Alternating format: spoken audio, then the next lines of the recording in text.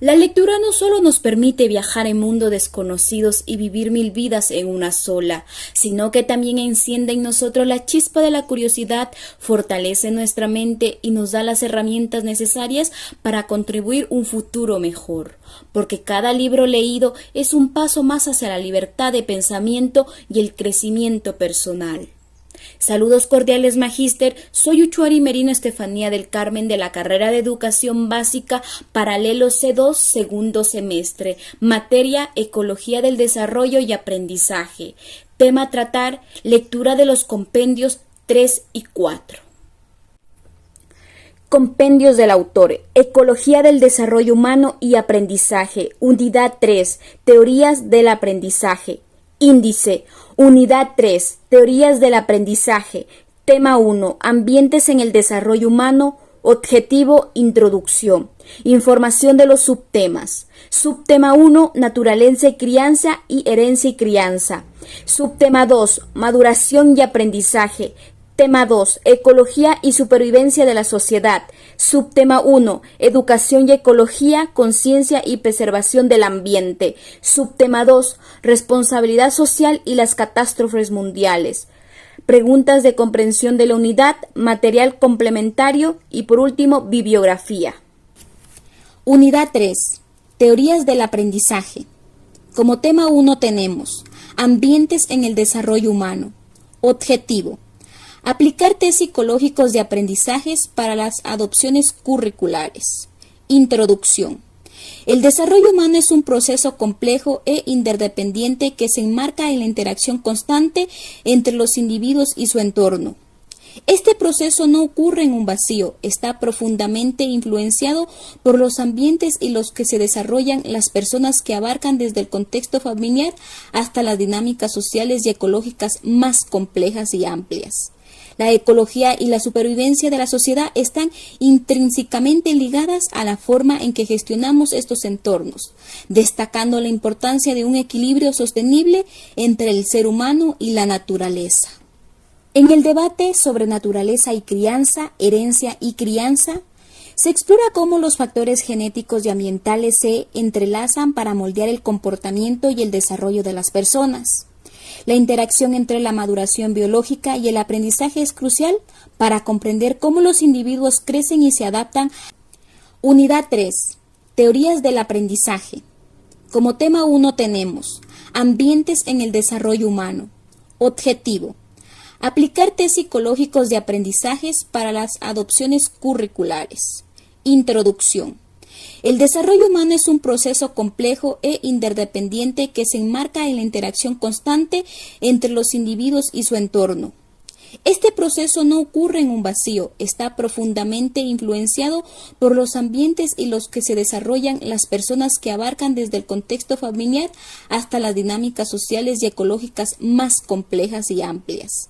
La ecología y la supervivencia de la sociedad están intrínsecamente ligadas a la forma en que gestionamos estos entornos, destacando la importancia de un equilibrio sostenible entre el ser humano y la naturaleza.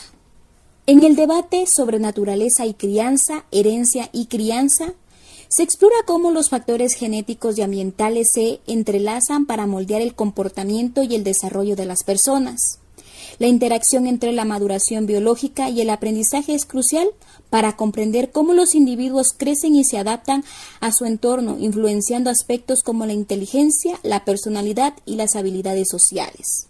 La educación y ecología, conciencia y preservación del ambiente. Subraya la necesidad de integrar la educación ambiental en los sistemas educativos para fomentar una mayor conciencia ecológica desde temprana edad. Esta integración es vital para inculcar valores de preservación y sostenibilidad que permiten a las futuras generaciones enfrentar los desafíos ambientales con responsabilidad y compromiso.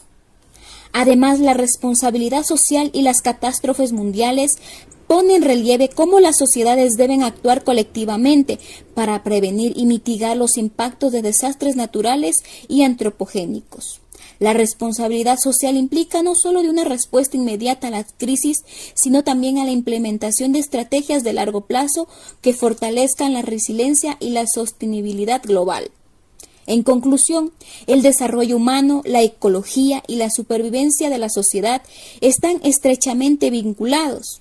Entender estas conexiones y abordar los desafíos desde una perspectiva holística es esencial para promover un desarrollo sostenible y equitativo en el mundo en constante cambio. Como subtema 1 tenemos naturaleza y crianza, herencia y crianza. El debate sobre la naturaleza y crianza, también conocido como herencia y crianza, es uno de los más antiguos y fundamentales en el campo de la psicología del desarrollo. Este debate examina hasta qué punto el comportamiento, la personalidad y las otras características de los seres humanos son el resultado de la genética o el ambiente, también como podemos decir naturaleza o crianza. En la actualidad está claro que aunque ciertos trastornos físicos son casi 100% heredados, los ferotipos de la mayor parte de los rasgos normales, como los relacionados con la inteligencia y la personalidad, están sujetos a una gama compleja de fuerzas hereditarias y ambientales. La genética de la conducta es un estudio cuantitativo de las influencias relativas de la herencia y el medio ambiente en la conducta. La heredabilidad es un cálculo estadístico de la aportación que hace herencias a las diferencias individuales en rasgos complejos dentro de una población dada. Una estimación de heredabilidad elevada no significa que en el medio ambiente no puede influir en un rasgo. Si el ambiente cambia, la estimación de heredabilidad también puede cambiar. Naturaleza, herencia. La naturaleza se refiere a los factores genéticos y biológicos que influyen en el desarrollo humano. Estos incluyen los genes que heredamos de nuestros padres, los cuales determinan aspectos como el temperamento, la inteligencia y ciertas predisposiciones a enfermedades. La naturaleza enfatiza la importancia de la biología y la herencia de la formación del individuo. Como puntos claves tenemos genética. La influencia de los genes en el desarrollo de características físicas y conductuales. Definición de genética. La genética es el estudio de los genes y su papel en la herencia biológica. Influencia genética. Los genes determinan las características físicas como la altura y el color de los ojos y también influye en el temperamento, la inteligencia y la predisposición a ciertas enfermedades. Definición. El temperamento se refiere a los aspectos innatos de la personalidad que están presentes desde el nacimiento. Componentes del temperamento. Incluyen la actividad de emotividad y sociabilidad, que son en gran medida heredados y estables a lo largo de la vida. Predisposiciones genéticas. Tendencias hereditarias hasta ciertos comportamientos o condiciones de salud. Enfermedades hereditarias. Algunas enfermedades como la fibrosis quística y la anemia falciforme son directamente heredadas a través de los genes. Salud mental. Trastornos como la esquizofrenia y el trastorno bipolar tienen como una base genética significativa, aunque no son puramente determinados por los genes. Por otro lado tenemos crianza o también llamada ambiente. La crianza, por otro lado, se refiere a los factores ambientales que afectan el desarrollo de una persona. Estos incluyen la educación, el entorno familiar, la experiencia de vida y la cultura.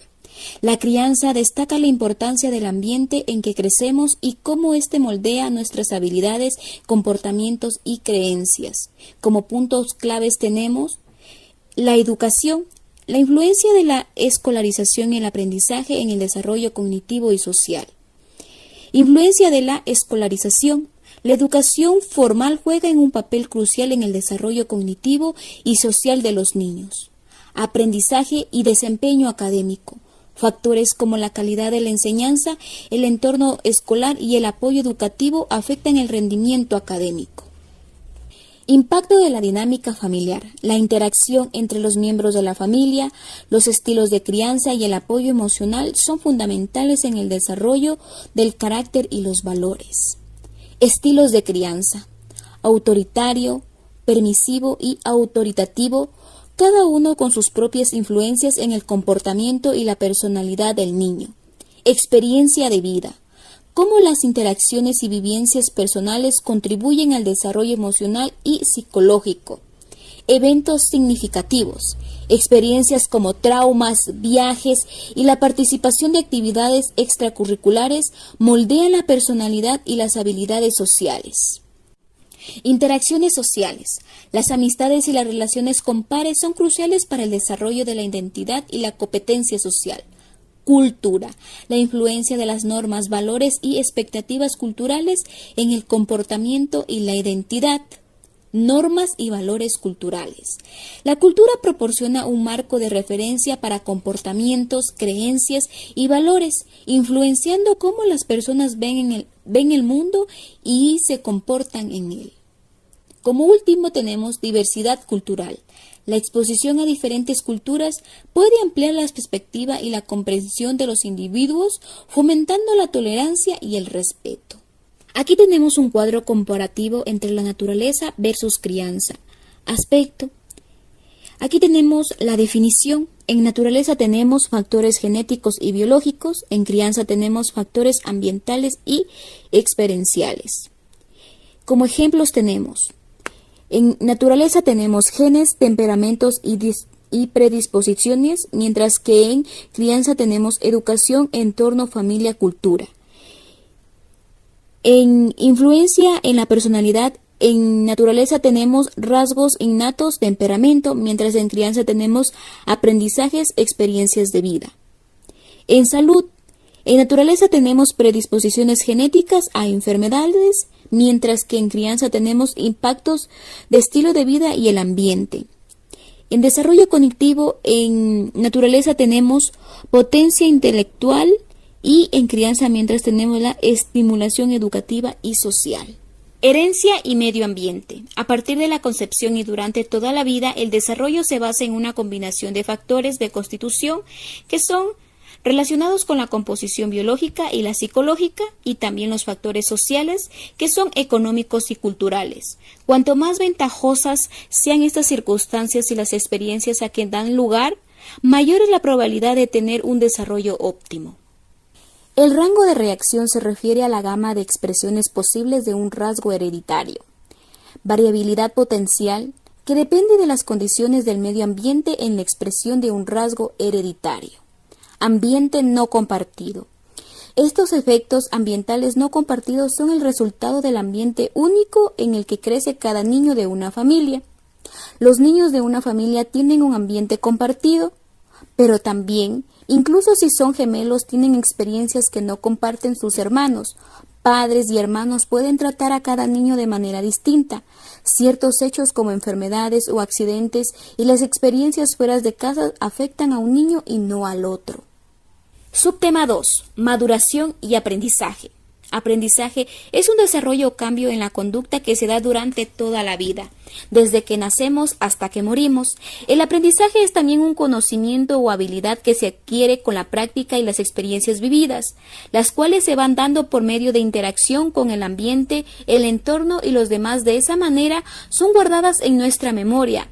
Estas se van quedando almacenadas como recuerdos que nos conducen a actuar frente a determinada situación. Así nos protegemos del peligro.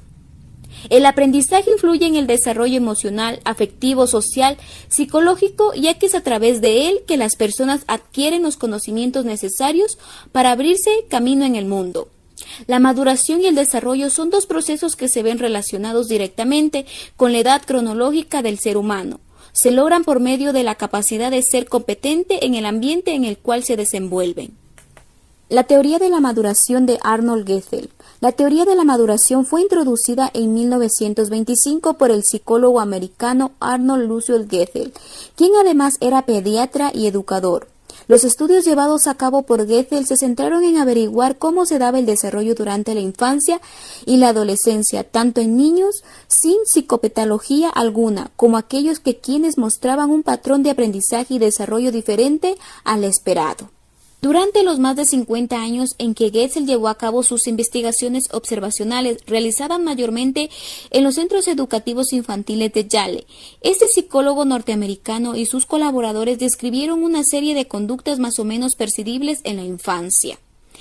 De acuerdo con su teoría de la maduración, todos los niños y niñas pasan por los mismos estadios de desarrollo siguiendo el mismo orden, pero no necesariamente presentándolos al mismo momento. Es decir, cada niño va a su ritmo.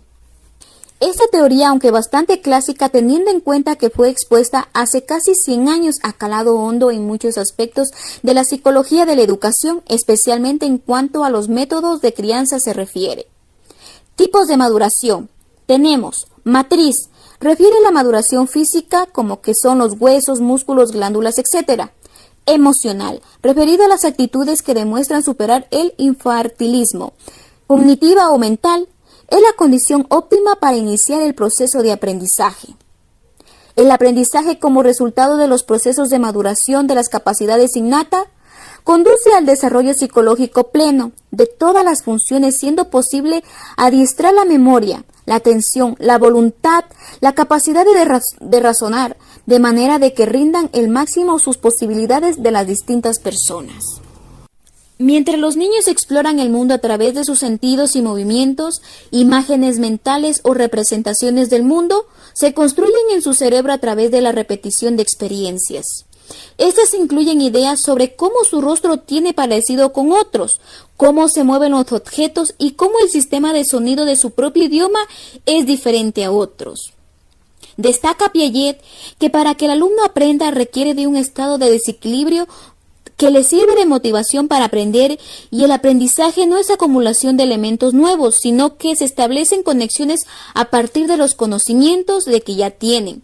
Aprender entonces significa adquirir en forma permanente, al menos duradera, modos de respuestas nuevos, como el resultado de la experiencia, donde un ambiente rico y estimulante es determinante en el desarrollo de los niños. Maduración. La maduración se refiere al proceso biológico y genéticamente determinado que permite el desarrollo de habilidades y capacidades físicas, cognitivas y emocionales en el individuo. Ejemplo, la maduración neurológica, que permite a un bebé comenzar a caminar cuando su sistema nervioso y muscular alcanza cierto grado de desarrollo. Aprendizaje. El aprendizaje implica adquirir conocimientos, habilidades y comportamientos a través de la experiencia, la observación, la instrucción y la práctica. Ejemplo, aprender a leer y escribir en la escuela mediante la exposición a letras y palabras, la instrucción de maestros y la práctica repetida. Ambos procesos son esenciales para el desarrollo humano, pero operan de manera diferente en diferentes momentos de la vida. Explicación. Aspecto, definición. En maduración, proceso biológico y genético, aprendizaje, adquisición de conocimientos y habilidades. Aspecto, base genética. Maduración, determinado por la herencia. Aprendizaje, influenciado por la experiencia y el entorno. Aspecto, desarrollo físico. Maduración, crecimiento y desarrollo corporal. Aprendizaje, adquisición de habilidades motoras y sensoriales. Aspecto, proceso involuntario. Maduración, automático y universal. Aprendizaje, requiere esfuerzos consciente y práctico. Aspecto, momento de ocurrencia. Maduración, ocurre de manera predecible. Aprendizaje, puede ocurrir en cualquier momento de la vida. Relación en maduración y aprendizaje. La maduración es condición necesaria, pero no suficiente del desarrollo. Hace falta aprendizaje. La estructura genética de la especie y del individuo pone límites al desarrollo, pero en el ser humano son bastante elásticos. El ejercicio prematuro no acelera la maduración. La excesiva de enseñanza precoz puede perturbar el desarrollo precoz. El aprendizaje puede influir en el desarrollo de forma limitada, pero más de lo que suele creer. En resumen, maduración es el proceso que se refiere al desarrollo biológico y genético del individuo a lo largo del tiempo. Esencialmente es el crecimiento y la mejora de las capacidades físicas, cognitivas y emocionales que ocurren de forma natural a medida de que una persona envejece. La maduración está determinada principalmente por factores genéticos y biológicos y sigue una secuencia predefinida. Por ejemplo, la maduración neurológica permite a un bebé comenzar a caminar o hablar a una edad determinada. El aprendizaje. El proceso es el proceso mediante el cual adquirimos conocimientos, habilidades y comportamientos a través de la experiencia, la práctica y la interacción con el entorno. A diferencia de la maduración, el aprendizaje es influenciado por factores externos como la educación, la exposición a diferentes situaciones y retroalimentación. Este proceso es continuo a lo largo de la vida y puede ocurrir en cualquier momento. Por ejemplo, aprender a un nuevo idioma, habilidades profesionales o conceptos académicos son ejemplos de aprendizaje. Tema 2. Ecología y supervivencia de la sociedad. Como subtema tenemos educación y ecología, conciencia y preservación del ambiente. La educación ecológica es una herramienta importante para promover una vida sana. A través de la educación ecológica, las personas pueden aprender a tomar decisiones conscientes para promover un ambiente saludable. Esto incluye una mejor comprensión de los conceptos como el reciclaje, la energía sostenible y el cuidado del medio ambiente. La educación ecológica también ayuda a preparar a los individuos para crear cambios sostenibles para la salud y el bienestar de la sociedad. La educación ecológica es un concepto clave en la promoción de un estilo de vida saludable y un componente importante en la educación de los estudiantes para tomar decisiones informadas y relaciones con el medio ambiente.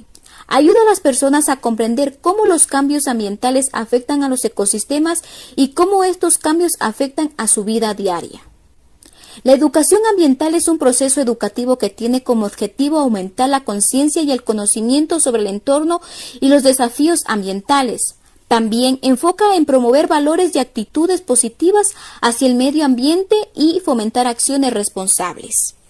La educación ecológica incluye el conocimiento de cómo los seres humanos interactúan con el medio ambiente y la naturaleza. Esto ayuda a fomentar el respeto por el medio ambiente y la naturaleza a través de una mayor comprensión de la interconexión entre los seres humanos y el medio ambiente. Importancia de la educación ambiental. Conciencia colectiva y educación ecológica son dos conceptos claves que debemos tomar en cuenta para promover una vida saludable y sostenible. La educación ecológica ayuda a los individuos a comprender y apreciar a la naturaleza y a los recursos naturales, y también a comprender y actuar sobre los problemas ambientales. En la importancia de la educación ambiental tenemos que fomentar la comprensión de la interdependencia entre los seres humanos y el entorno natural, también promover la sostenibilidad y el uso responsable de los recursos naturales, ayudar a desarrollar habilidades para resolver problemas ambientales y tomar decisiones informadas. Objetivos de la educación ambiental. Tenemos crear conciencia sobre los problemas ambientales y sus causas, promocionar conocimientos y habilidades para abordar y resolver estos problemas, fomentar actitudes y comportamientos positivos hacia el medio ambiente, impulsar la participación activa en la conservación y mejora del medio ambiente, métodos y enfoques en la educación ambiental. Tenemos aprendizaje experiencial. Aquí involucra a los estudiantes en actividades prácticas al aire libre. Tenemos integración curricular, incorporación de temas ambientales en diferentes áreas del currículo escolar. Y por último, proyectos comunitarios. Involucra a los estudiantes en proyectos que beneficien a su comunidad local. Métodos de educación ambiental. Método: aprendizaje experiencial, actividades prácticas al aire libre. Ventajas: mejora la comprensión y el compromiso. Desventajas: puede requerir recursos y tiempo. Método: integración curricular. Descripción: incorporación de temas ambientales en todas las materias. Ventajas: promueve una comprensión holística. Desventajas: puede ser difícil de implementar. Método: proyectos comunitarios. Descripción: participación en proyectos locales. Ventajas: fomentar la participación y la acción. Desventajas: puede necesitar coordinación y apoyo. Conciencia y preservación del ambiente. La conciencia ambiental no solo se trata de tener información sobre el medio ambiente, sino de desarrollar una actitud de respeto y cuidado hacia la naturaleza. La conciencia ambiental es una filosofía de vida que se preocupa por el medio ambiente y lo protege con el fin de conservarlo y de garantizar su equilibrio presente y futuro. Debemos ser conscientes de que uno de los aspectos más que deteriora la naturaleza es el hombre. La conciencia ambiental se refiere al conocimiento y entendimiento de los problemas ambientales, así como la preocupación por la sostenibilidad del medio ambiente. Importancia de la conciencia y preservación del ambiente. La conciencia ambiental es crucial para promover acciones responsables hacia el medio ambiente. Fomenta una cultura de sostenibilidad que puede que puede influir en políticas públicas, prácticas empresariales y comportamientos individuales. Componentes de la conciencia ambiental. Tenemos conocimiento ambiental, que es la información sobre los problemas ambientales globales y locales. También es la comprensión de los procesos ecológicos y el impacto humano en el medio ambiente. También tenemos actitudes ambientales, que es valores y creencias sobre la importancia de proteger el medio ambiente y la disposición para participar en actividades de conservación. Y por último tenemos comportamientos ambientales. Estas son las acciones prácticas para reducir el impacto ambiental, como el reciclaje, el uso eficiente de los recursos y la participación en programas de conservación. Preservación del ambiente. La preservación del ambiente requiere una acción coordinada entre gobiernos, empresas y ciudadanos para lograr un desarrollo sostenible. La preservación del ambiente implica la protección y mantenimiento de los recursos naturales y los ecosistemas para garantizar una sostenibilidad a largo plazo. Esto incluye la conservación de la biodiversidad, la gestión de los recursos naturales y la mitigación del cambio climático. El despertar de la conciencia ambiental, educación y sensibilización. La conciencia ambiental se puede fomentar en dos formas. ¿Cómo? Desde la escuela mediante ejercicios de educación ambiental para los más pequeños y a través de las iniciativas de sensibilización sobre las secuencias que pueden tener nuestras acciones en el medio ambiente. En la escuela se puede llevar a cabo prácticas como la clasificación de residuos sólidos para tirar cada cosa en el contenedor que corresponde, también actividades enfocadas en la reutilización de materiales y también visitas a parques naturales para observar a los animales en su hábitat natural, lo cual ayuda a entender por qué es esencial proteger a los recursos naturales. Este tipo de actividades despiertan la conciencia ambiental desde la infancia y dan lugar a generaciones más respetuosas con la naturaleza y su entorno. Estrategias de preservación. Como primera estrategia tenemos conservación de biodiversidad. Incluye la protección de hábitats naturales, la creación y gestión de áreas protegidas y programas de recuperación de especies en peligro. Como segunda estrategia tenemos gestión sostenible de recursos. Incluye uso responsable de recursos hídricos y forestales, las prácticas agrícolas sostenibles y las energías renovables. Como tercera y última estrategia tenemos educación y sensibilización. Aquí son las campañas de educación ambiental, la participación comunitaria en proyectos de conservación y la fomentación de la responsabilidad social y ambiental en las empresas. En su esencia, la conciencia ambiental reúne educación, valores ecológicos y la construcción de pensamientos relacionados con el cuidado del medio ambiente. Esto se traduce en acciones, conocimientos y experiencias que se fortalecen en nuestra relación con los ecosistemas, un proceso de vital relevancia porque genera cambios que contribuyen en solución a la crisis climática y un futuro más sostenible. Subtema 2. Responsabilidad social y las catástrofes mundiales. La responsabilidad social corporativa juega un papel crucial en la preparación y respuesta a las catástrofes naturales, promoviendo la resiliencia y la sostenibilidad. La responsabilidad social se refiere al compromiso y a la obligación de las organizaciones y los individuos de actuar en beneficio de la sociedad en su conjunto.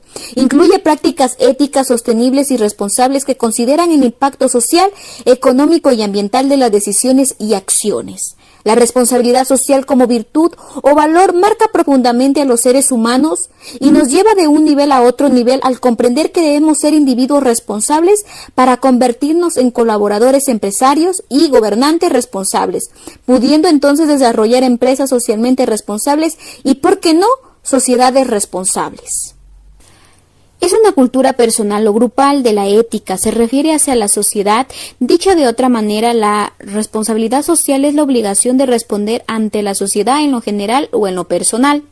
La responsabilidad social tiene otros conceptos íntimamente ligados como la sustentabilidad y la sostenibilidad para asegurar nuestro futuro.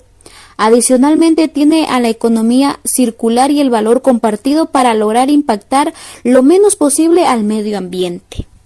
En cuanto a iniciativas internacionales, la responsabilidad social se apoya en los 17 Objetivos de Desarrollo Sostenible de la ONU y los criterios de ambiente social y la gobernanza. Definiciones de responsabilidad social. La responsabilidad social es un término que ha cambiado continuamente y que en el tiempo se va adaptando a diferentes actores y realidades. A continuación dejamos una serie de términos que son diferentes pero al final llegan a lo mismo, un compromiso no obligatorio para hacer el bien a los demás. Definición de responsabilidad social de la Comunidad Europea. Se basa en el Libro Verde de la Comunidad Europea y quiere decir que la responsabilidad social es el compromiso que tenemos por nuestros impactos en la sociedad. Definición de responsabilidad social del ISO 26000. Es el compromiso de una organización ante los impactos que sus decisiones y actividades ocasionan en la sociedad y el medio ambiente a través de un comportamiento transparente y ético. Definición de responsabilidad social del CEMEF. Es la obligación de responder ante la sociedad en lo general y ante algunos grupos en lo específico. Definición de responsabilidad social del IARCE. Es la obligación que los miembros de una comunidad tienen para preservar las buenas condiciones de su alrededor. Definición de responsabilidad social de Prohumana. Es el compromiso que tienen las personas, instituciones y empresas para contribuir al aumento del bienestar de la sociedad local y global. Definición de responsabilidad social de la ONU. Es la conciencia sobre el impacto que nuestras decisiones tendrán en la sociedad en el futuro. Este concepto se relaciona estrechamente con la ética y la moral, dado que las decisiones que toman tanto los individuos como las sociedades o grupos en general tienen consecuencias sobre el resto y hay que desarrollar una conciencia de conjunto. Por lo tanto, se refiere a la obligación que tiene un integrante de la sociedad respecto a otros miembros o al grupo en su conjunto. Esto quiere decir que aquello que hace una persona puede tener consecuencias ya sean negativas o positivas en la comunidad y que el sujeto debe hacerse cargo de ellas. Tipos de responsabilidad social. Los tipos de responsabilidad social pueden aplicarse a diferentes realidades como responsabilidad social empresarial. De acuerdo con la CEMEFI, la responsabilidad social empresarial es el compromiso consciente y congruente de cumplir integralmente con la finalidad de la empresa, tanto el interno como el externo, considerando las expectativas emocionales, sociales y ambientales. Todos sus participantes demostrando respeto por la gente, los valores éticos, la comunidad y el medio ambiente, contribuyendo así a la construcción del bien común. Por lo tanto, la responsabilidad social empresarial es una visión de negocios que integran el respeto por las personas, los valores éticos, la comunidad y el medio ambiente con la gestión misma de la empresa, independientemente de los productos o servicios que ésta ofrece del sector al que pertenece, de su tamaño o nacionalidad. Para lograr ser una responsabilidad social empresarial, se ha dispuesto un decálogo de la empresa socialmente responsable, mismo que contiene las 10 acciones de una empresa socialmente responsable. Responsabilidad social ambiental. La responsabilidad social ambiental es una decisión ética hacia la ecología y el medio ambiente. Busca reducir o evitar el daño a otras especies y a la naturaleza. También busca acciones en beneficio de las futuras generaciones por las acciones o no acciones de otra persona o grupo. En la responsabilidad social ambiental se incluyen acciones para ayudar o a cuidar a nuestro entorno como la regla de las 3 y la regla de las 5 ecologías para reducir basura y los residuos. Aplicando estas reglas correctamente podemos ayudar a reducir el calentamiento global y el cambio climático para prevenir desastres naturales. Responsabilidad social universitaria es la respuesta de universidades para formar ciudadanos con acciones éticas en su entorno. Estas acciones deben generar ideas nuevas para ayudar a resolver problemas sociales y ambientales. Responsabilidad social gubernamental es cuando el gobierno asegura y busca programas en beneficio de las mayorías a través de su gestión. Lo anterior debe derivar en leyes y normas en el país que ayuden al bien de los ciudadanos. Responsabilidad social individual es responder por acciones propias, cumplir las obligaciones del rol que cada uno tiene en la sociedad, al mismo tiempo que estemos comprometidos y seamos respetuosos con nuestro prójimo y nuestro entorno familiar, social y mundial. Catástrofes mundiales. Los desastres son perturbaciones graves del funcionamiento de una comunidad que exceden su capacidad para hacer frente con sus propios recursos. Los desastres pueden ser causados por peligros naturales generados por el hombre y tecnólogos, así como por diversos factores que influyen en la exposición de la vulnerabilidad de una comunidad. La participación activa de las empresas en la gestión de catástrofes pueden acelerar la recuperación y reducir los impactos negativos en las comunidades afectadas. Las catástrofes mundiales son eventos naturales o provocados por el hombre que causan daños significativos en la vida humana, el medio ambiente y las infraestructuras. Incluyen terremotos, huracanes, pandemias, conflictos armados, entre otros. Las catástrofes pueden ser causadas por muchos tipos de peligro y pueden tener efectos devastadores en personas y en las comunidades. Es probable que la frecuencia, complejidad y gravedad de sus efectos aumenten en el futuro debido a factores como el cambio climático, los desplazamientos, los conflictos, la urbanización rápida y no planificada, los riesgos tecnológicos y las emergencias de salud pública. Pero las catástrofes pueden y deben prevenirse. Podemos evitar que los peligros se conviertan en desastres, ayudando a las comunidades a prepararse, reducir sus riesgos y ser más resilientes. En un intento de síntesis podríamos acordar que un desastre constituye un evento súbito, inesperado, provocado por la naturaleza o por el hombre, que por su magnitud afecta a las estructuras biosocioecológicas, alterando la cotidianidad, causando daños, pérdidas materiales y humanas, que colocan a la población en una situación de crisis. Los desastres pueden ser clasificados de acuerdo a diferentes variables. Algunas de estas son: por su aparición. Tenemos súbitos, son aquellos fenómenos que ocurren sorpresivamente y de manera inmediata, por ejemplo, terremotos, avalanchas, algunas inundaciones, tsunamis, maremotos. Mediatos, se desarrollan en una forma más lenta y es fácil predecirlos, por ejemplo, los huracanes, sequías, erupciones volcánicas y otros. Por su duración. Corta o mediana duración, tenemos terremotos, huracanes, erupciones volcánicas, tsunamis, avalanchas y hundimientos. Larga duración, sequía, epidemias e inundaciones. Por su origen, naturales son los que se originan por la acción espontánea de la vida misma de la naturaleza o de la evolución del planeta y se subdividen en los que se originan por fenómenos de geodinámica interna y dan lugar a sismos, maremotos y actividad volcánica. Aquellos que son producidos por geodinámica externa, dando lugar a deslizamientos, aluvisiones. Y por otro lado, los producidos por fenómenos hidrometeorológicos y que dan lugar a precipitaciones, inundaciones, tormentas eléctricas y sequías.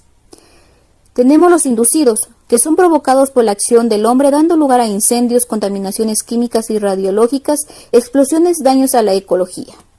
El conocido impacto y consecuencias negativas de los diferentes tipos de desastres naturales ha determinado progresivamente la necesidad de la mitigación y de la preparación de toda la sociedad. La sociedad es la más afectada por los desastres y a su vez es ella de que de la manera más efectiva debe participar en su solución. La falta de visión del futuro de las sociedades ha determinado en gran medida la creciente vulnerabilidad frente a los desastres naturales. 4. Preguntas de comprensión de la unidad. Primera pregunta, ¿qué se entiende por el término naturaleza en el contexto del desarrollo humano? Naturaleza se refiere a los factores genéticos y biológicos que influyen en el desarrollo humano. 2. ¿Cómo influye la crianza en el desarrollo cognitivo de un niño? La crianza influye mediante la educación, el entorno familiar y las experiencias de vida que pueden estimular el desarrollo intelectual y social del niño. 3. ¿Cuáles son los ejemplos de rasgos de personalidad que se consideran innatos? Ejemplos: incluye el temperamento como ser extrovertido o introvertido y ciertas predisposiciones genéticas hacia los comportamientos específicos. 4. ¿De qué manera la cultura puede impactar el comportamiento y las creencias de una persona? La cultura proporciona normas, valores y expectativas que moldean el comportamiento y las creencias, influenciando cómo las personas perciben y reaccionan ante el mundo.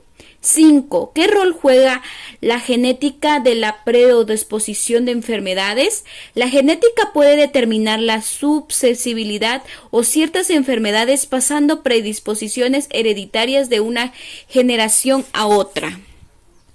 6.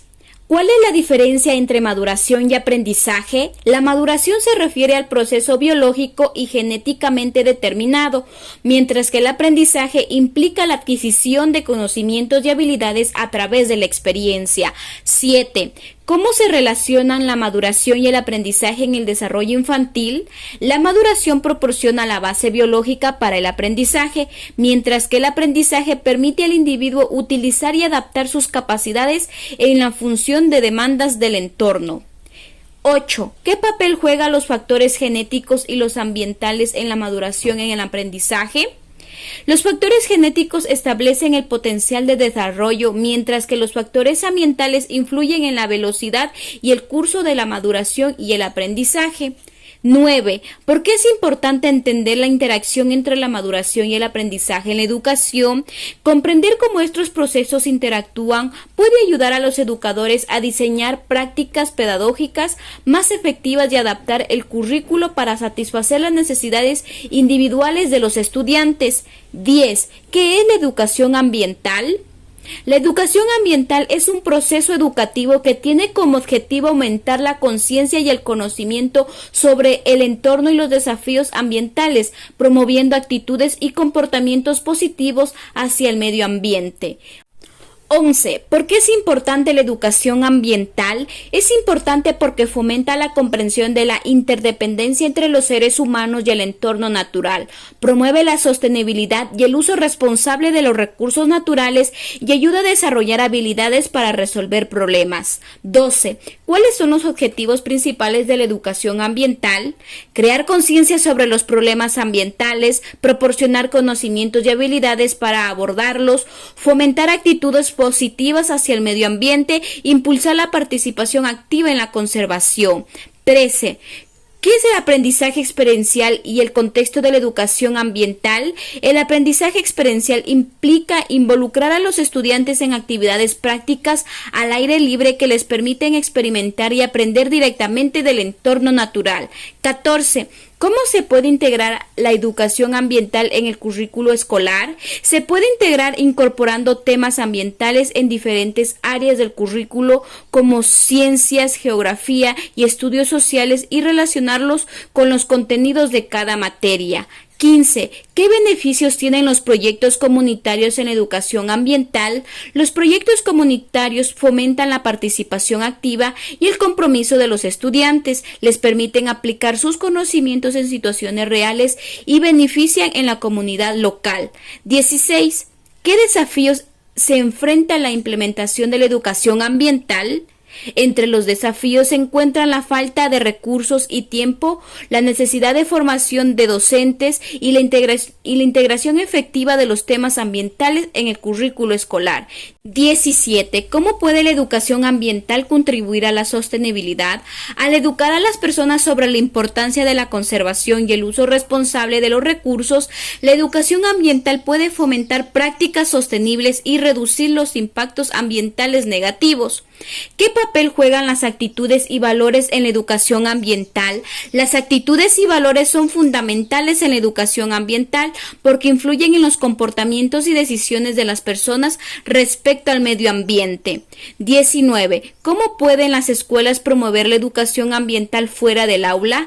Las escuelas pueden promover la educación mediante excursiones, actividades extracurriculares, proyectos de servicio comunitario y colaboraciones en organizaciones ambientales. 20. ¿Qué es la conciencia ambiental? La conciencia ambiental es el conocimiento y la preocupación por los problemas ambientales y la adopción de actitudes y comportamientos que favorezcan la conservación del entorno natural. 21. ¿Cómo son los componentes de la conciencia ambiental? Los componentes incluyen conocimiento ambiental, actitudes ambientales, comportamientos ambientales. 22. ¿Qué significa la preservación del ambiente? La preservación del ambiente implica la protección y mantenimiento de los recursos naturales y los ecosistemas para garantizar su sostenibilidad a largo plazo. 23. ¿Cómo contribuye la educación ambiental a la preservación del ambiente? La educación ambiental aumenta la conciencia y el conocimiento sobre los problemas ambientales, fomenta actitudes positivas y promueve comportamientos sostenibles. 24. ¿Qué papel juegan las empresas en la preservación del ambiente? Las empresas pueden contribuir adoptando prácticas sostenibles, reduciendo su impacto ambiental y participando en iniciativas de conservación. 25. ¿Qué es la gestión sostenible de recursos?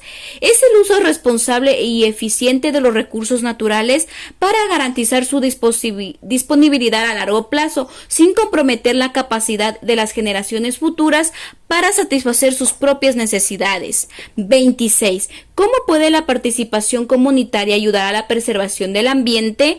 La participación comunitaria puede fomentar un sentido de responsabilidad compartida, mejora de implementación de proyectos de conservación y asegurar que las acciones sean relevantes a nivel local.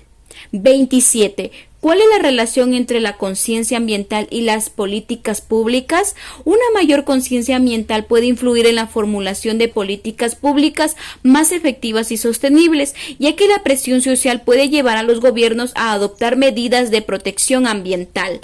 28. ¿Cómo contribuye la responsabilidad social a la recuperación después de una catástrofe? Contribuye mediante la reconstrucción de infraestructuras, el apoyo económico y la rehabilitación de comunidades afectadas. 29. ¿Qué papel juega la educación en la responsabilidad social ante catástrofes? La educación aumenta la conciencia sobre los riesgos, promueve la preparación y fomenta una respuesta efectiva ante las catástrofes. 30. ¿Cómo pueden las empresas apoyar la recuperación económica de las áreas afectadas por catástrofes? Pueden invertir la reconstrucción, proporcionar empleo y apoyar a pequeñas empresas locales. Quinto, material complementario y sexto, bibliografía. Mi conclusión personal, después de estudiar los temas de la unidad 3 sobre las teorías del aprendizaje, comprendo que el desarrollo humano es el resultado de una interacción compleja entre la herencia genética y el ambiente en el que crecemos, donde la maduración y el aprendizaje se complementan para formar nuestras capacidades y personalidad. Además, la educación debe ir más allá de lo académico, integrando la conciencia ecológica y la responsabilidad social para enfrentar los retos ambientales y las catástrofes globales que afectan a nuestra sociedad. En nuestro contexto educativo, esto significa que las instituciones y los docentes deben crear ambientes de aprendizaje inclusivos y flexibles, que reconozcan las diferencias individuales y promuevan valores de sostenibilidad y solidaridad. Así como reflexionando sobre los temas, creo que como estudiantes y futuros profesionales tenemos la responsabilidad de no solo buscar nuestro propio desarrollo, sino también contribuir activamente al bienestar de la sociedad y del planeta, adoptando una actitud crítica, ética y comprometida frente a los desafíos actuales. Compendio del autor. Ecología del desarrollo humano y aprendizaje. Unidad 4. Etapas del conocimiento y problemas de aprendizaje. Índice. Unidad 4. Etapas del conocimiento y problemas de aprendizaje. Tema 1. Conocimiento y problemas de aprendizaje. Objetivo. Introducción. Información de subtemas. Subtema 1. Generalidades del conocimiento y procesos de aprendizajes. Subtema 2. Fases y tipos de conocimientos. Tema 2. Dificultades en los aprendizajes. Subtema 1. Dificultades en el desarrollo del aprendizaje. Subtema 2. Modalidades de estudio y sus dificultades de aprendizaje. Preguntas de comprensión de la unidad. Material complementario y último, bibliografía. Unidad 4. Etapas de conocimiento y problemas de aprendizaje. Tema 1. Conocimiento y problemas de aprendizaje. Objetivo. Identifica los procesos de aprendizajes para la adquisición de los conocimientos y los factores que generan problemas áulicos. Introducción. El proceso de adquisición de conocimiento y las dificultades que pueden surgir en el aprendizaje son temas fundamentales en la educación y la psicología. El conocimiento no se adquiere de manera uniforme, sino que progresa a través de diversas etapas que reflejan el desarrollo cognitivo de los individuos. Estas etapas del conocimiento, delineadas por teóricos como Jean Piaget y Vygotsky, permiten comprender cómo los seres humanos construyen y organizan su comprensión del mundo a medida que carecen. Las etapas del conocimiento abarcan desde la infancia hasta la adultez, cada una caracterizada por capacidades y limitaciones específicas en el pensamiento y la comprensión. Durante estas etapas, los individuos desarrollan habilidades cognitivas que les permiten procesar información, resolver problemas y aplicar conocimientos de manera efectiva.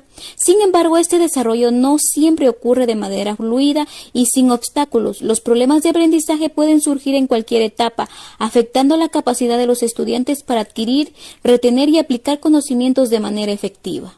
Los problemas de aprendizaje son diversos y pueden incluir dificultades en áreas como la lectura, la escritura, las matemáticas y la atención.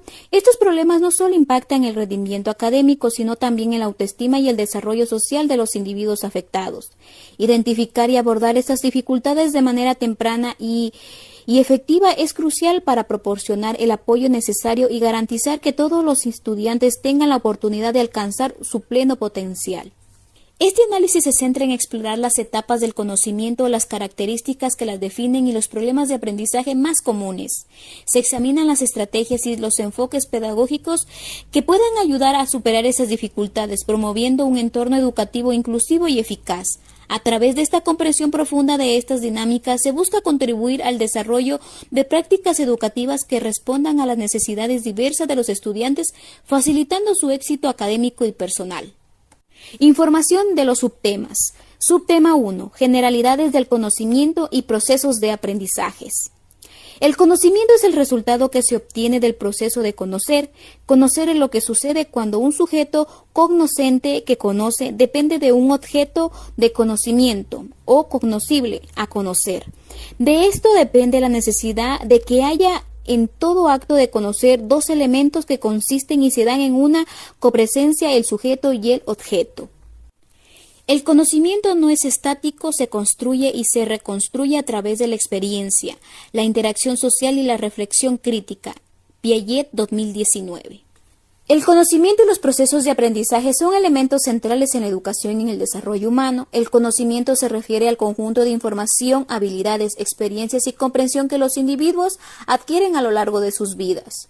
Los procesos de aprendizaje, por otro lado, son los mecanismos mediante los cuales se adquiere, retiene y aplica dicho conocimiento. Comprender esas generalidades es fundamental para desarrollar estrategias educativas efectivas que promuevan el aprendizaje significativo y la adquisición de competencias necesarias en un mundo de constante cambio. El conocimiento en sí mismo es un objeto de estudio. Algunos pensadores creen que el conocimiento es posible, otros consideran que no. La disciplina que estudia el conocimiento en general es la gnoseología.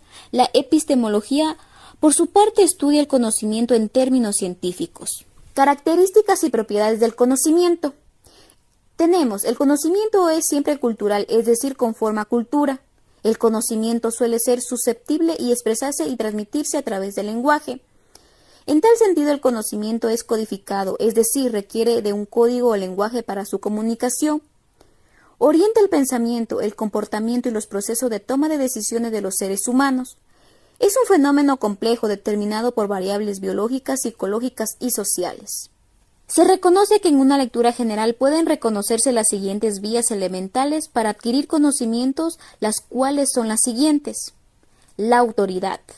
Las figuras de autoridad son un elemento para la transmisión de conocimiento, ya que ellas generan un voto de confianza en un grupo social. Aplica de padres a hijos, de maestros a alumnos o de especialistas frente a una audiencia curiosa. La tradición. El conocimiento se transmite de generación en generación y de esa manera se va consolidando en la tradición. Así los individuos de un determinado grupo social adquieren conocimientos a través de las prácticas sociales tradicionales. La intuición. Se trata de un tipo de comprensión inmediata sobre un asunto emergente que le permite decidir de manera adecuada. La experiencia es la medida en la que el sujeto gana experiencia, registra y aprende nueva información que le permite enfrentarse a situaciones semejantes en el futuro. La investigación científica, el ejercicio de procurar información de manera sistematizada, estructurada y metódica, es decir, a partir de un método científico en una forma de adquisición de conocimiento. Generalidades del conocimiento. El conocimiento puede clasificarse en diferentes tipos, según el orden en que se da el conocimiento y la experiencia. Por ejemplo, conocimiento a priori. Es el conocimiento independiente de la experiencia. Independiente no significa que no guarde relación, sino que puede prescindir de ella. El conocimiento matemático es un tipo de conocimiento a priori. Conocimiento a posteriori es el conocimiento que deriva de la experiencia. Esto significa que el conocimiento se produce a partir de haber experimentado algo, en todo caso al observar de los resultados de una experiencia ajena. El conocimiento científico es un tipo de conocimiento a posteriori. Por otra parte tenemos según su alcance y campo de estudio. Conocimiento empírico. Es el conocimiento que se adquiere a través de la experiencia y en que la mayoría de los casos tiene una utilidad práctica cotidiana. También puede darse en otros ámbitos. Sin embargo, intervienen en lo cotidiano como son la ética o la política. El conocimiento técnico es una forma de conocimiento empírico. Conocimiento racional es el conocimiento que se adquiere a través del uso de la razón. Esto significa que se da por medio de procesos cognitivos mediados acordes a las leyes lógicas. Pueden ser conocimiento filosófico y conocimiento científico. Conocimiento filosófico es el conocimiento que se adquiere a través del ejercicio de la filosofía, mientras que el conocimiento científico es el conocimiento que se adquiere a través del ejercicio de la ciencia. El conocimiento no es estático, se construye y se reconstruye a través de la experiencia, la interacción social y la reflexión crítica. Teóricos como Jean Piaget, Vygotsky han aportado significativamente en la comprensión de cómo se desarrolla el conocimiento, destacando el papel del desarrollo cognitivo y la influencia del contexto sociocultural. Procesos de aprendizaje. Vygotsky destaca la importancia del contexto social y cultural en el desarrollo cognitivo, introduciendo conceptos como la zona del desarrollo próximo. El aprendizaje es un proceso complejo que involucra varias etapas y estrategias. Algunos modelos importantes incluyen la teoría del aprendizaje constructivista, propuesta por Piaget, enfatiza que los individuos construyen activamente su conocimiento a través de la interacción con el entorno. Teoría sociocultural. Vygotsky destaca la importancia del desarrollo social y cultural en el desarrollo cognitivo, introduciendo conceptos como la zona del desarrollo próximo. Teoría del aprendizaje experiencial. Kolb sugiere que el aprendizaje es un proceso cíclico que involucra la experiencia concreta, la observación reflexiva, la conceptualización abstracta y la experimentación activa. En un mundo cada vez más digitalizado, el aprendizaje es cada vez más significativo. Por eso resulta fundamental entender los diferentes tipos de aprendizaje. Aprender no solo se refiere al proceso de adquirir conocimiento, sino también al desarrollo de habilidades, competencias y entendimiento. Además, el aprendizaje puede ser un proceso pasivo o activo, llevarse a cabo de diferentes formas y en diferentes contextos.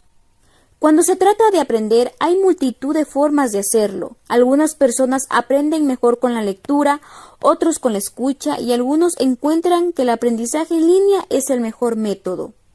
El aprendizaje es una de las habilidades más importantes que los seres humanos adquieren durante su vida. A lo largo de la historia, el ser humano ha desarrollado diversas maneras de aprender. Estos diferentes enfoques de aprendizaje se conocen como los 13 tipos de aprendizaje. Primero, aprendizaje implícito. El aprendizaje implícito es una manera de aprender sin necesidad de hacer preguntas o de prestar atención a una explicación en que las personas estudian por la observación y la repetición. Un claro ejemplo es cuando se aprende a caminar. No es consciente de cómo se hace, sino que se aprende de manera implícita. Segundo, aprendizaje explícito. El tipo de aprendizaje explícito implica explicar conceptos y reglas claramente para que los estudiantes puedan entenderlos y recordarlos. Se produce a través de la lectura, enseñanza y estudio. Tercero, aprendizaje asociativo. En el aprendizaje asociativo, el alumnado relaciona un concepto con algo que ya conoce.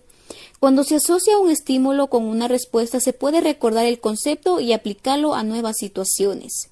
Los profesores pueden usar esta forma de aprendizaje al presentar a los estudiantes un material nuevo y relacionarlos con lo que ya conocen.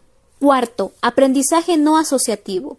En el aprendizaje no asociativo se aprenden los conceptos nuevos sin necesidad de relacionarlos con otros ya conocidos. Esta forma de aprendizaje permite memorizar conceptos y procedimientos a través de ejemplos claros y la repetición de material para asegurarse de que los estudiantes lo comprenden. Quinto, aprendizaje cooperativo. En el aprendizaje cooperativo los alumnos trabajan juntos para aprender así. Así también pueden comprender mejor los conceptos al tener la oportunidad de compartir sus ideas y explicar sus pensamientos. Los profesores pueden usar esta forma de aprendizaje al formar grupos de trabajo y asignar tareas en equipo. Sexto, aprendizaje colaborativo. El objetivo del aprendizaje colaborativo es crear relaciones interpersonales a través del trabajo en equipo entre alumnos que tienen diferentes niveles de aprendizaje con el fin de que todos los miembros del grupo participen de la enseñanza. Similar al aprendizaje cooperativo, implica trabajar en equipo para aprender algo, pero en este caso la responsabilidad se comparte de manera más equitativa. Séptimo, aprendizaje emocional. En el enfoque del aprendizaje emocional se desarrolla un sentido de identidad y propósito al aprender. Las emociones están involucradas en el proceso y se comprende mejor la asignatura al tener un sentido de conexión con ella. Cuando algo realmente le apasiona a los estudiantes, es más probable que memorice de manera efectiva.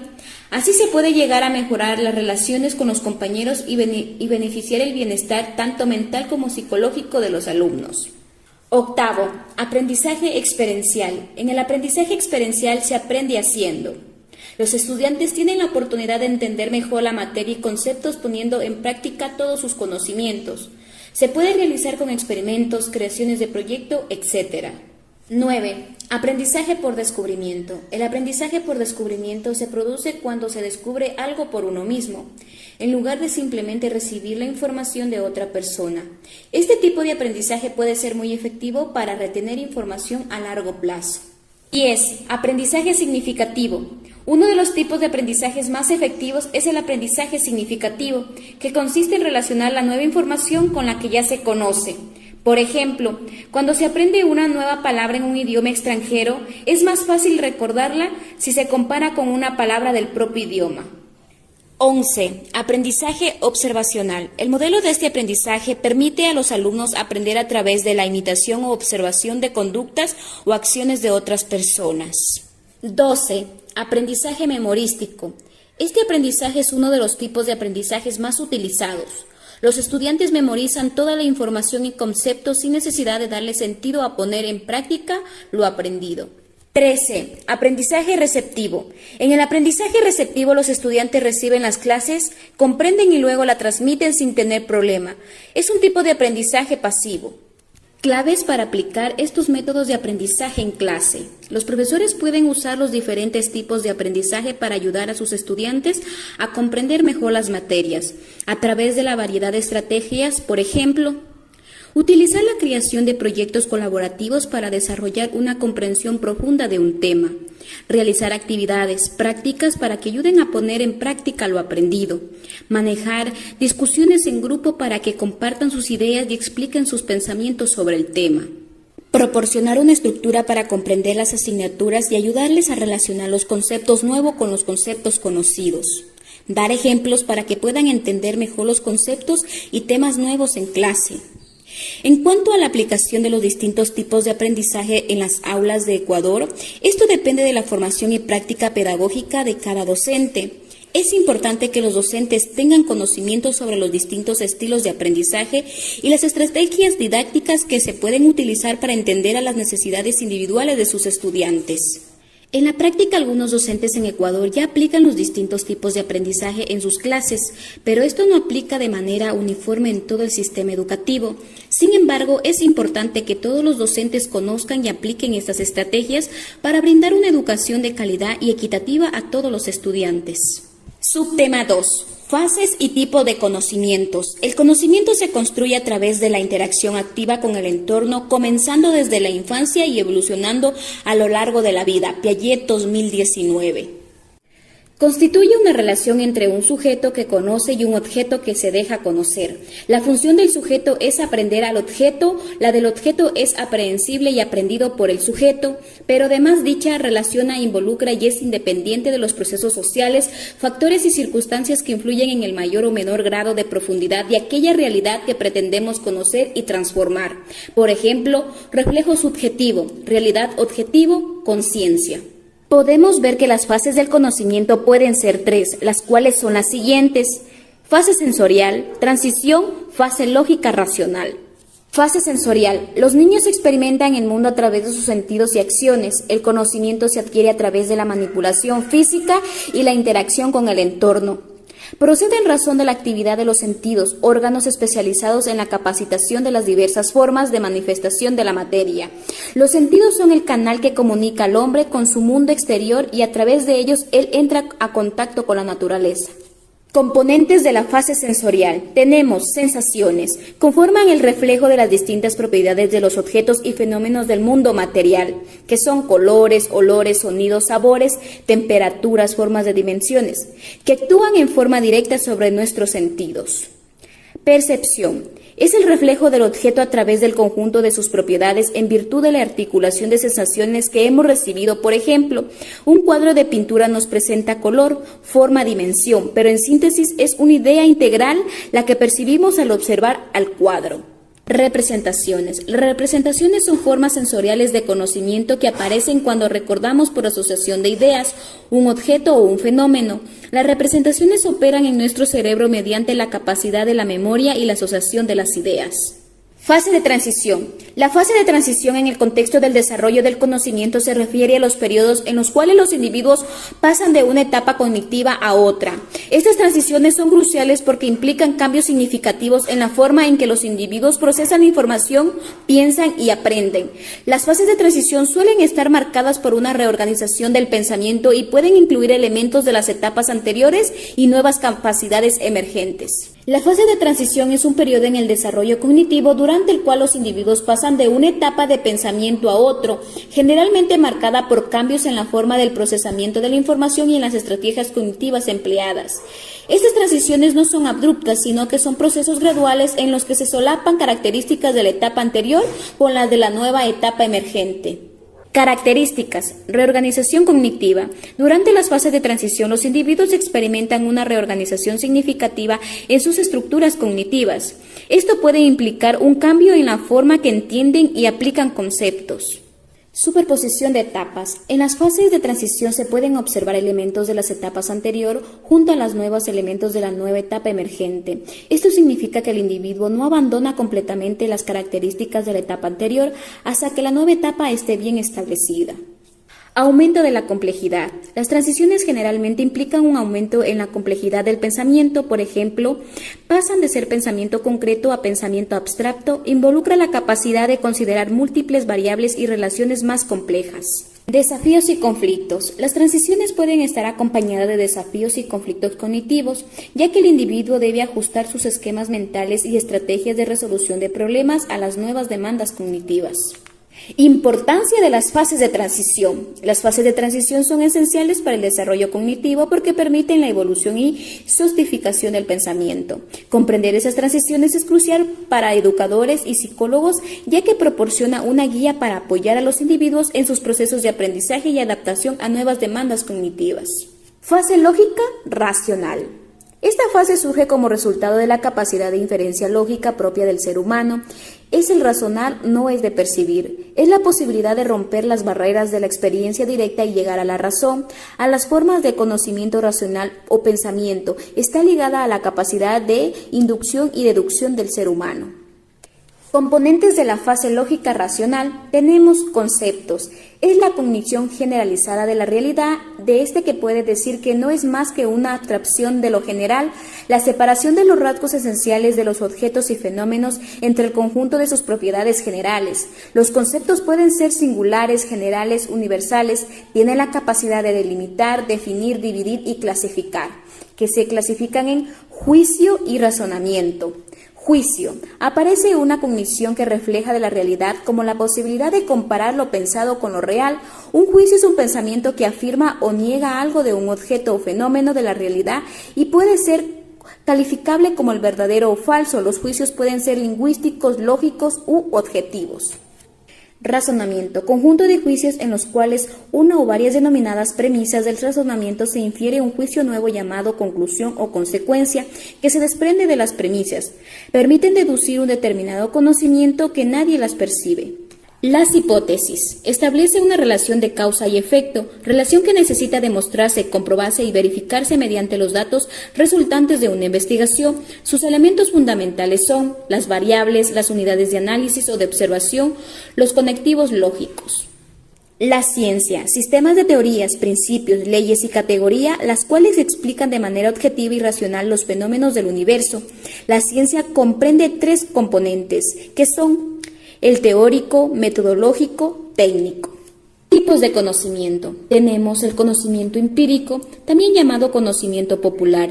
Es el conocimiento adquirido mediante la observación y la interacción con el entorno, el resultado de la experiencia propia y el sentido común y no de la comprobación científica. Este conocimiento no plantea un método para hacer la observación del objeto ni requiere comprobaciones sistemáticas para llegar a sus conclusiones. Esto lo hace un conocimiento fallible e inexacto, sin embargo puede ser comprobado pues se trata de cosas ligadas día a día. Ejemplo, un agricultor sabe exactamente cuánto plantar y cosechar como resultado de sus experiencias en cosechas anteriores.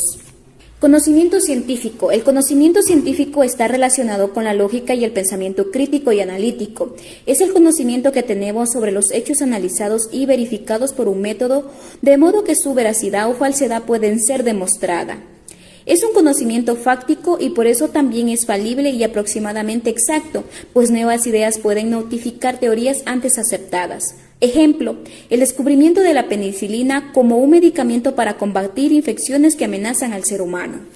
Conocimiento filosófico. El conocimiento filosófico está basado en la reflexión y en la construcción del concepto e ideas a partir del uso del raciocinio en busca del saber. El conocimiento filosófico surgió a partir de la capacidad del ser humano de reflexionar principalmente sobre las cuestiones subjetivas, inmateriales, conceptos e ideas. Como se trata de teoría que no pueden ser probadas, no es verificable y por lo tanto es infalible y exacto. Ejemplo, el pensamiento platónico, en el cual existen dos mundos contrapuestos, el mundo de las ideas y el mundo sensible.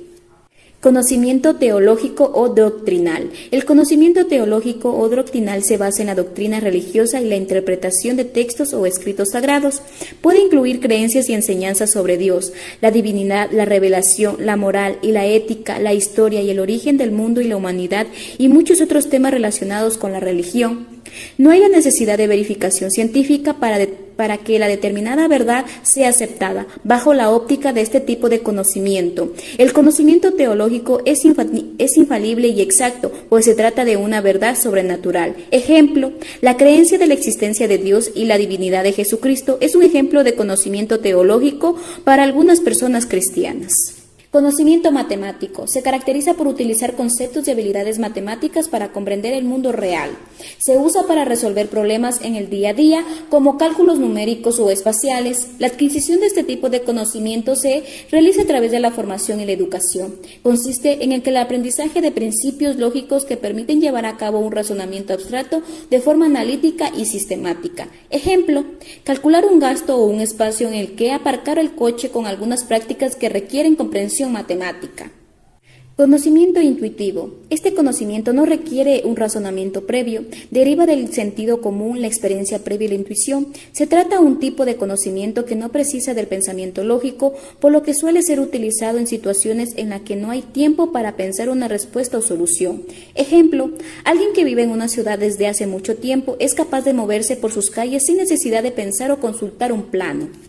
Conocimiento afectivo. Es un tipo de conocimiento que nace de las emociones y sentimientos asociados a una experiencia determinada. Estos sentimientos pueden ser diversos, tanto positivos como negativos. Está relacionado con la parte de ser inconsciente del conocimiento y genera una gran influencia en la forma de percibir la realidad. Ejemplo, si una persona ha tenido una experiencia traumática en el pasado, puede tener un conocimiento afectivo negativo de ciertas situaciones o lugares que generan sentimientos negativos como tristeza o ansiedad. Conocimiento analítico. El conocimiento analítico se adquiere a través de la observación y la reflexión lógica y se emplea para analizar y entender conceptos abstractos. Descompone un problema en partes más pequeñas y examina una por separado. Es una forma de pensamiento racional y sistemático, utilizado en diversos campos para la resolución de problemas mediante soluciones fundamentadas y basadas en el pensamiento crítico. Ejemplo, el administrador de una empresa emplea el conocimiento analítico para examinar y analizar datos y alcanzar soluciones lógicas y estratégicas para los problemas de su negocio. Conocimiento sintético. Es un tipo de conocimiento que se adquiere a través de la combinación y la integración de diferentes perspectivas, ideas y conceptos para formar una comprensión más completa y amplia de un tema o problema. Permite ver las cosas desde diferentes ángulos y encontrar soluciones creativas a problemas complejos. Ejemplo, a la hora de estudiar un acontecimiento histórico, el conocimiento sintético ayuda a integrar y comparar diferentes puntos de vista para una comprensión más amplia y equilibrada sobre dicho evento. Tema 2. Dificultades en los aprendizajes. Subtema 1. Dificultades en el desarrollo del aprendizaje. El desarrollo del aprendizaje es un proceso complejo que puede verse afectado por diversas dificultades. Estas dificultades pueden surgir de factores intrínsecos al individuo como discapacidades de aprendizaje, trastornos del desarrollo o problemas emocionales, así como factores extrínsecos como el entorno educativo o las condiciones socioeconómicas. Comprender las dificultades en el desarrollo del aprendizaje es esencial para diseñar intervenciones efectivas que permiten a todos los estudiantes alcanzar su máximo potencial. Dificultades del aprendizaje es un término general que se refiere a un grupo heterogéneo de trastornos que se manifiestan por dificultades significativas en la adquisición y uso de la escucha, habla, lectura, escritura, razonamiento o habilidades matemáticas. Estos trastornos son intrínsecos al individuo, suponiéndose debidos a la disfunción del sistema nervioso central y pueden ocurrir a lo largo del ciclo vital. Las dificultades del aprendizaje ocurren cuando el cerebro capta información y lo procesa de una manera anormal, lo que impide que una persona aprenda una habilidad y la use bien. Las personas con trastorno de aprendizaje en general tienen una inteligencia promedio o por encima del promedio.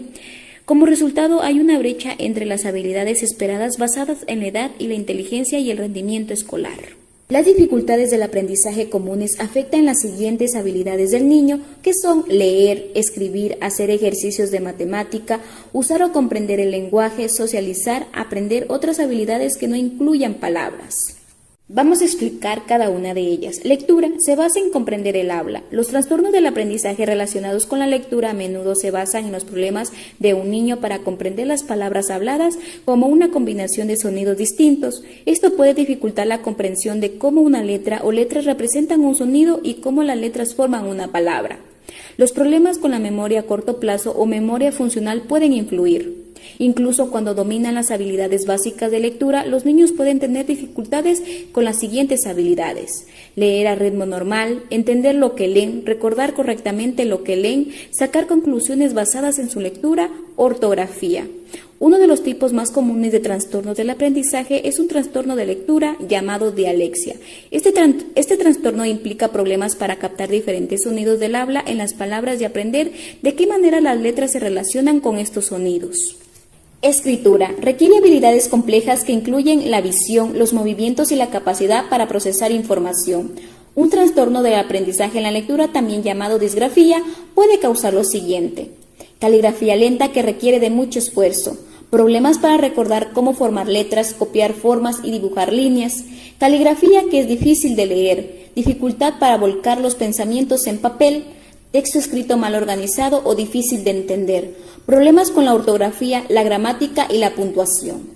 Matemáticas. Un trastorno de aprendizaje en matemáticas, también llamado discalculia, puede causar problemas con las siguientes habilidades: comprender cómo funcionan los números y cómo se relacionan entre sí, calcular problemas matemáticos, aprender reglas matemáticas básicas, usar símbolos matemáticos, comprender los problemas expresados con palabras, organizar y registrar información mientras se resuelve un problema de matemáticas. Habla y lenguaje. Los niños con trastornos del habla y del lenguaje pueden tener problemas para usar y comprender las palabras habladas o escritas. Pueden tener problemas con lo siguiente: leer y escribir, calcular problemas matemáticos expresados con palabras, seguir instrucciones, responder preguntas. También existen diferentes trastornos del habla y del lenguaje que pueden afectar a los niños. Algunos ejemplos son tartamudez, problemas para decir palabras u oraciones de una manera fluida, errores de articulación, dificultad para formar determinadas palabras o sonidos, apraxia infantil, problemas para mover bien los labios, la mandíbula y la lengua al hablar. Los niños con trastornos del habla o del lenguaje a menudo pueden entender y procesar bien información visual, también pueden usar bien las señales visuales en situaciones sociales. Habilidades no verbales. Los niños con trastornos del aprendizaje no verbales suelen tener buenas habilidades básicas del lenguaje. También pueden sobresalir en la memorización de palabras. Sin embargo, pueden que estos niños tengan problemas con algunas habilidades que no están relacionadas con el habla, como las siguientes: percibir la ubicación de los objetos, comprender los objetos abstractos, leer las emociones de las personas a través de expresiones faciales y otras señales, mover el cuerpo, también llamado coordinación física. Este tipo de problema se conoce como dispraxia. Desarrollar las habilidades de motricidad fina, como escribir. Este problema puede ocurrir junto a otros trastornos del aprendizaje. Prestar atención, planificar y organizar. Cómo se observa los trastornos por déficit de atención e hiperactividad. comprender actividades de lectura o lectura de nivel superior que suelen aparecer en los últimos años de la escuela primaria. Causas de las dificultades del aprendizaje. Entre los factores que pueden influir en los trastornos del aprendizaje se incluyen los siguientes: antecedentes familiares y genéticas. Tener un paciente consanguíneo como el padre o la madre con un trastorno del aprendizaje aumenta el riesgo de que el niño también lo presente. Riesgos antes del nacimiento y poco después. Los trastornos del aprendizaje se han relacionado con un crecimiento deficiente dentro del útero y con la exposición al alcohol o a las drogas antes de nacer. Los trastornos del aprendizaje también se han relacionado con un nacimiento muy prematuro y un peso bastante bajo al nacer. Traumas emocionales. Puede tratarse de una experiencia muy estresante o de maltrato emocional. Cuando algo de esto ocurre en la primera infancia, puede afectar el desarrollo del cerebro y aumenta el riesgo de trastornos del aprendizaje. Traumatismos físicos. Los traumatismos craneales o enfermedades del sistema nervioso pueden contribuir al desarrollo o los trastornos del aprendizaje. Sustancias tóxicas. La exposición a altos niveles de toxinas como el plomo se ha relacionado con un mayor riesgo de trastornos del aprendizaje. Síntomas de tener dificultades del aprendizaje. En ocasiones todos los niños tienen dificultades para aprender y usar habilidades académicas. Sin embargo, cuando los síntomas duran más de 6 meses y no mejoran con la ayuda de los adultos, el niño podría tener un trastorno de aprendizaje. Estos son algunos de los síntomas que puede presentar un niño con un trastorno de aprendizaje. Por ejemplo, no puede dominar las habilidades de lectura, ortografía, escritura o matemáticas en niveles de edad y grados esperados acerca de ellos. Tiene dificultades para entender y seguir instrucciones. Tiene problemas para recordar lo que alguien le acaba de decir. Tiene falta de coordinación al caminar, practicar deportes o hacer cosas con los músculos pequeños como sostener un lápiz. Extravia fácilmente tareas, libros escolares u otros artículos. Tiene dificultad para completar las tareas y las asignaciones en el tiempo previsto. Se porta mal, tiene comportamientos desafiantes, se enoja o tiene reacciones muy emocionales en la escuela o bien actúa de esa manera al hacer actividades escolares como tareas o ejercicios de lectura. Subtema 2. Modalidades de estudios y sus dificultades de aprendizaje. La educación contemporánea ha evolucionado para incluir diversas modalidades de estudio que buscan adaptarse a las necesidades y circunstancias de los estudiantes. Estas modalidades de formación son presencial, semipresencial, a distancia y dual, 4 categorías de las que hablaremos hoy. Una guía con la que descubrir qué te ofrece cada una de ellas, así como las oportunidades que podrás brindar a tus alumnos. Cada modalidad tiene sus propias características y puede enfrentar distintas dificultades de aprendizaje que afectan a la eficiencia del proceso educativo. Comprender estas dificultades es crucial para implementar estrategias efectivas que permiten superar los obstáculos y mejorar el aprendizaje. Modalidades de estudio. Educación presencial, modalidad tradicional en que los estudiantes asisten físicamente a las aulas para recibir instrucción directa de los profesores. Es la modalidad más clásica en el terreno de la formación. Se trata de aquella en donde la enseñanza se desarrolla en un espacio físico concreto. Hay que destacar que esto no quiere decir que las tecnologías o Internet no tengan presencia en esta categoría, ya que en la actualidad es común ver aulas acondicionadas para ofrecer a los alumnos acceso a Internet. La formación presencial sigue un calendario más riguroso que la realizada por Internet, ya que la diferencia de la enseñanza online, el tiempo es impartir los contenidos se reduce a la duración de las clases en lo mencionado espacio online. Por ello, la planificación de las sesiones es rígida, lo que implica que los alumnos integren un curso deben tener un ritmo de aprendizaje similar.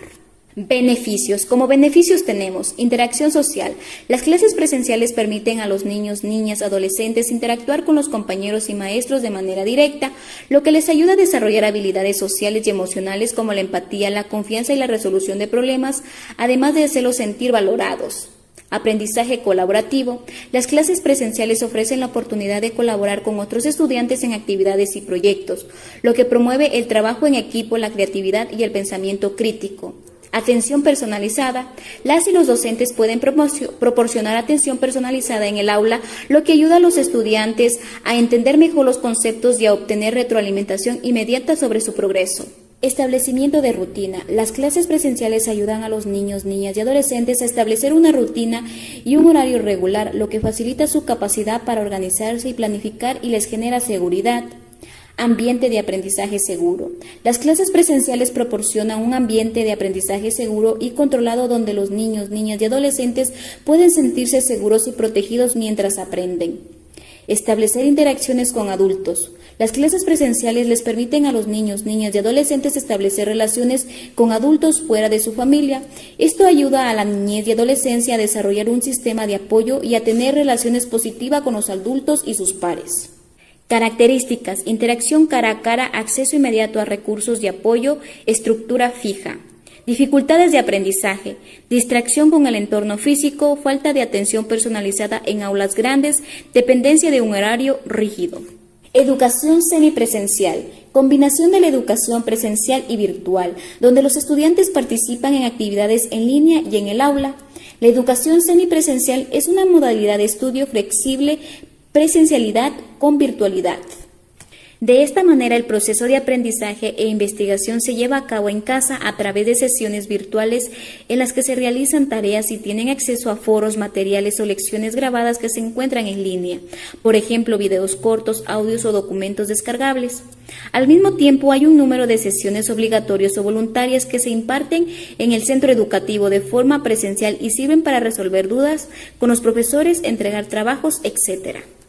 Características: flexibilidad, combinación de interacción cara a cara y digital, aprovechamiento de recursos variados. Flexibilidad. La educación semipresencial permite compatibilizar el estudio como el trabajo y te ayuda a estudiar a tu ritmo, con el horario que se adapte mejor a tus necesidades. En este sentido, este modelo favorece una mayor asistencia e implicación del alumnado en las clases. Networking. La semipresencialidad posibilita entrar en contacto, comunicarse y trabajar con personas de otras ciudades o países. De esta forma puede ampliar tus contactos y acceder a otras oportunidades laborables en el futuro. Autonomía. La autonomía que otorga la educación semipresencial requiere de una buena capacidad de organización para cumplir con los objetivos que te hayas marcado. Por tanto, con esta modalidad te responsabilizas de tu propio proceso de aprendizaje.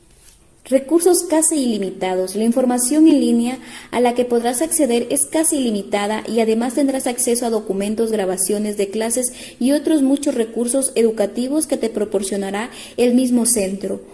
Pero si fuera poco, estos recursos se actualizan de manera periódica, por lo que siempre estarán al día en relación con las novedades que surjan. Aprendizaje y trato personalizado. Si se aplica la inteligencia artificial o la formación semipresencial, es posible personalizar los recursos para cada persona con el fin de que logre obtener mejores resultados. Dificultades de aprendizaje. Necesidad de gestionar múltiples formatos de aprendizaje, desafíos en la transición entre modo presencial y virtual, dificultad para mantener un equilibrio efectivo. Educación virtual, modalidad en que la enseñanza y el aprendizaje se realizan a través de plataformas digitales sin necesidad de asistencia física. La modalidad de formación online implica, tal como indica su nombre, es aquella que desarrolla las acciones formativas a través de Internet y de manera telemática. Sin embargo, como veremos a continuación, esto no implica necesariamente que sea una enseñanza plenamente digital. Y es que la modalidad de formación online ha ido evolucionando a lo largo de los años, desde las diapositivas en Internet que el alumno consultaba de forma autónoma hasta las plataformas e-learning actuales, que incluyen clases en directo, así como reposorios de lecciones anteriores, así como ejercicios de autoevaluación. Son varias las categorías que pueden destacarse en este sentido. Las principales son las siguientes. Blended Learning. El Blended Learning o aprendizaje mixto es la que combina elementos de la enseñanza online con otro de la educación presencial. Es decir, el alumno debe acudir a un espacio físico para desarrollar parte del programa formativo y desde un portal digital hacia otros tantos. Un ejemplo de una clase presencial que permita al alumno el desarrollo y entrega de tareas a través de un portal online, o un centro de formación que cuente con un foro o un espacio en Internet desde el que poder acceder a evaluaciones o actividades que enriquezcan el proceso de aprendizaje. Flipped Learning. La modalidad de Flipped Learning o aula invertida es la que intercambia el proceso de enseñanza. ¿De qué manera? Aprovechando de las nuevas tecnologías, se invita al alumno a aprender los contenidos teóricos de la acción formativa en casa, para después ponerlos en práctica durante las clases presenciales, ya sea a través de debates o ejemplos reales en donde demostrar lo aprendido. Características: flexibilidad de horario, acceso remoto a materiales, interacción a través de medios digitales, dificultades de aprendizaje, distracción por el entorno digital, necesidad de habilidades tecnológicas, sensación de aislamiento y falta de motivación. 4. Preguntas de comprensión de la unidad. Primera, ¿qué es el conocimiento declarativo? Es el tipo de conocimiento que involucra información sobre hechos y eventos como datos históricos o conceptos teóricos. 2. ¿Qué enfatiza la teoría del aprendizaje constructivista? La teoría del aprendizaje constructivista enfatiza que los individuos construyen activamente su conocimiento a través de la interacción con su entorno. 3. ¿Cuál es el enfoque principal de la teoría sociocultural de Vygotsky? El enfoque principal es la importancia del contexto social y cultural en el desarrollo cognitivo, introduciendo conceptos como la zona del desarrollo próximo. 4. ¿Qué implica el ciclo de aprendizaje experiencial de Cobb? El ciclo de aprendizaje experiencial implica un proceso cíclico que incluye la experiencia concreta, la observación reflexiva, la conceptualización abstracta y la experimentación activa. 5. ¿Cómo pueden los educadores aplicar la teoría sociocultural en el aula? Los educadores pueden aplicar la teoría sociocultural fomentando la colaboración, utilizando el andamiaje y creando entornos de aprendizaje mediado donde los estudiantes interactúen y aprendan de otros. 6. ¿Qué caracteriza a la fase sensomotora y del desarrollo cognitivo? Es la fase que los niños adquieren conocimientos a través de la manipulación física y la interacción directa con el entorno. 7. ¿Cuál es la principal característica del conocimiento declarativo? El conocimiento declarativo se refiere a la información que puede expresarse verbalmente con hechos y conceptos. 8. ¿En qué fase los niños desarrollan la capacidad de pensar lógicamente sobre objetos concretos? En la fase operacional concreta, los niños desarrollan la capacidad de pensar lógicamente sobre objetos concretos. 9. ¿Qué tipo de conocimientos implica saber cómo realizar tareas específicas? El conocimiento procedimental implica saber cómo realizan tareas específicas. 10. ¿Qué describe el conocimiento condicional? El conocimiento condicional describe cuándo y por qué aplicar conocimientos específicos en diferentes contextos. 11. ¿Qué son las discapacidades de aprendizaje? Las discapacidades de aprendizaje son trastornos neurológicos que afectan la capacidad de un individuo para leer, escribir, hablar o realizar cálculos matemáticos. 12. ¿Cómo pueden los trastornos de desarrollo afectar al aprendizaje? Los trastornos de desarrollo como el TEA y el TDAH pueden afectar la capacidad de un niño para interactuar socialmente, concentrarse y realizar tareas académicas. 13. ¿Qué impacto tienen los problemas emocionales en el aprendizaje? Los problemas emocionales como la ansiedad y la depresión pueden inferir con la concentración, la memoria y la motivación para aprender. 14. ¿Cuáles son algunos factores contextuales que pueden dificultar el aprendizaje? La calidad de la enseñanza, el ambiente escolar y las condiciones socioeconómicas pueden influir significativamente en el desarrollo de aprendizaje. 15. ¿Qué estrategias pueden ayudar a superar las dificultades en el desarrollo de aprendizaje? Estrategias como la intervención temprana, el apoyo individualizado, la colaboración entre padres y educadores y la adaptación del entorno de aprendizaje pueden ser efectivas para superar estas dificultades. 16. ¿Qué es la educación presencial y cuáles son sus principales características? La educación presencial es la modalidad tradicional de enseñanza en que los estudiantes asisten físicamente a las aulas. Sus principales características incluyen la interacción cara a cara, el acceso inmediato a recursos y apoyo y la estructura fija. 17. ¿Cuáles son las principales dificultades de aprendizaje en la educación virtual? Las principales dificultades incluyen la distracción con el entorno digital, la necesidad de habilidades tecnológicas y la sensación del aislamiento y falta de motivación. 18. ¿Qué ventajas ofrece la educación mixta y qué desafíos presenta?